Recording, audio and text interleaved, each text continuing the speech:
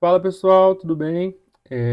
Agora eu queria falar sobre um tema bem específico, que é a diversificação nos investimentos versus a concentração, como no caso da Berkshire Hathaway, que é a empresa do Warren Buffett, né? Que o Warren Buffett uma vez falou que ele prefere colocar, ao invés de, tem aquela expressão, não coloque todos os ovos numa cesta só. Ele diz que prefere colocar todos os ovos numa cesta só e ficar observando aquela cesta bem de perto o tempo inteiro, para saber tudo o que acontece. E então foi uma frase dele que ficou bem famosa numa das reuniões anuais dos acionistas da Berkshire Hathaway. Então, vamos lá. Diversificação e concentração parecem ideias opostas, mas na prática são só estratégias diferentes para lidar com risco, tempo e convicção.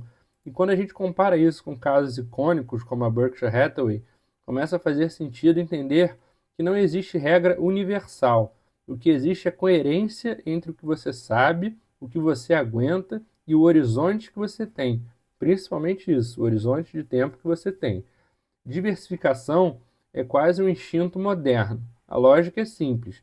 Se você espalha seus investimentos em vários ativos, setores e países, reduz a chance de que um evento isolado comprometa todo o seu patrimônio.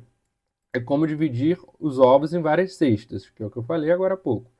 A teoria moderna do portfólio, do Harry Markowitz, lá dos anos 1950, eu já gravei um vídeo sobre isso, não sei se eu já postei, formalizou isso matematicamente.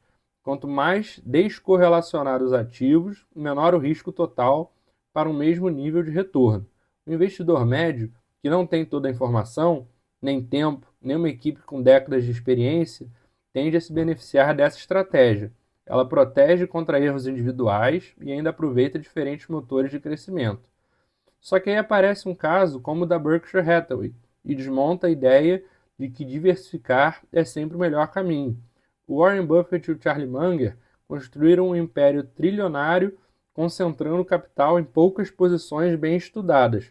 Coca-Cola, American Express, Apple mais recentemente, dentre outras, algumas de petróleo também, acho que Occidental Oil, Petroleum, alguma coisa assim, e várias outras. Eles sempre repetiram que diversificação excessiva é uma proteção contra a ignorância. Se você sabe exatamente o que está fazendo, se conhece profundamente o negócio, os gestores, o setor e o futuro provável daquela empresa, por que precisaria de 50 ativos? Para eles, a concentração não é aposta, é convicção informada. E os relatórios anuais da Berkshire Hathaway deixam isso bem claro. Foco, simplicidade e racionalidade sobre o que realmente tem valor de longo prazo, sobre o que realmente gera valor a longo prazo, né? E isso é muito interessante. É, Depois eu volto nisso aqui porque tem um negócio bem legal. Mas aqui vem o ponto central. A estratégia da Berkshire funciona porque é feita por quem tem décadas de experiência, disciplina para esperar anos antes de agir, estômago para ver bilhões oscilando sem entrar em pânico e acesso a informações e análises que o investidor comum não tem. A concentração funciona quando existe conhecimento profundo, vantagem competitiva e visão de longo prazo. Sem isso, vira loteria. Por outro lado, diversificar não é sinônimo de não pensar. Uma carteira diversificada, bem montada, bem estruturada, tem lógica. Você pode combinar renda fixa com ações, incluir setores diferentes, países diferentes, classes de ativos alternativas. A ideia aqui não é fugir do risco, mas equilibrar as fontes de retorno. Quando a bolsa cai, o dólar pode subir. Quando o setor de tecnologia passa por ajustes, commodities podem compensar. Diversificação é engenharia de risco. E existe também o fator psicológico. Nem todo mundo nasceu para aguentar volatilidade extrema. Mesmo quem acha que tem perfil arrojado, descobre que é conservador quando vê 50% do patrimônio evaporando em poucas semanas. A concentração exige um tipo de serenidade que pouca gente realmente tem.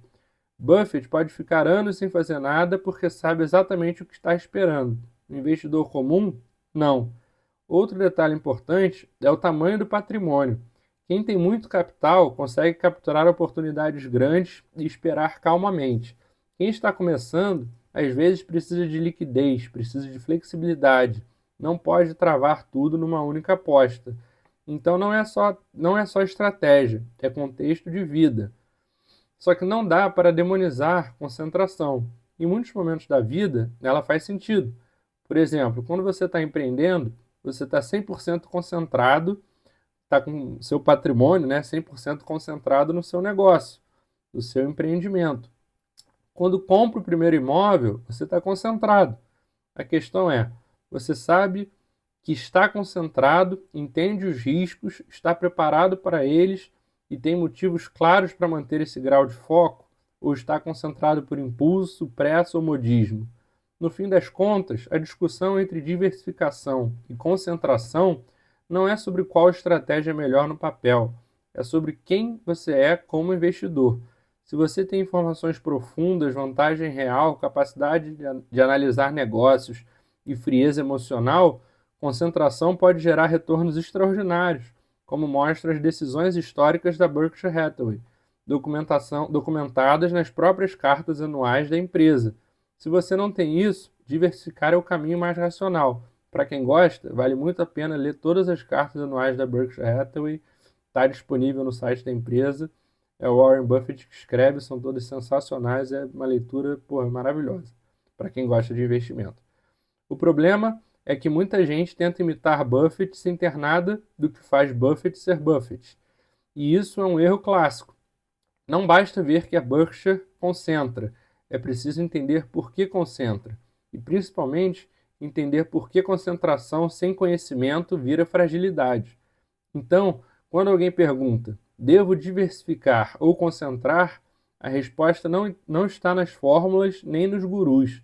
Está na sua capacidade real de avaliar risco, na sua paciência e na profundidade com que você entende os ativos que está comprando.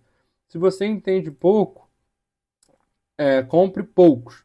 Se entende muitos, diversifique. O importante é ser honesto consigo mesmo. No final, a melhor estratégia é aquela que você consegue manter quando tudo está dando errado.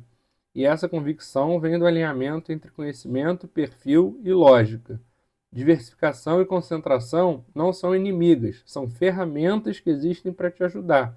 Você só precisa escolher a certa para o momento certo da sua vida. Ou seja, em um momento da sua vida você pode precisar concentrar o seu patrimônio e em outro você pode precisar e querer diversificar. Ou seja, nada é absoluto, como tudo na vida, e isso também é relativo. Espero que vocês tenham gostado. Um abraço, obrigado e até a próxima.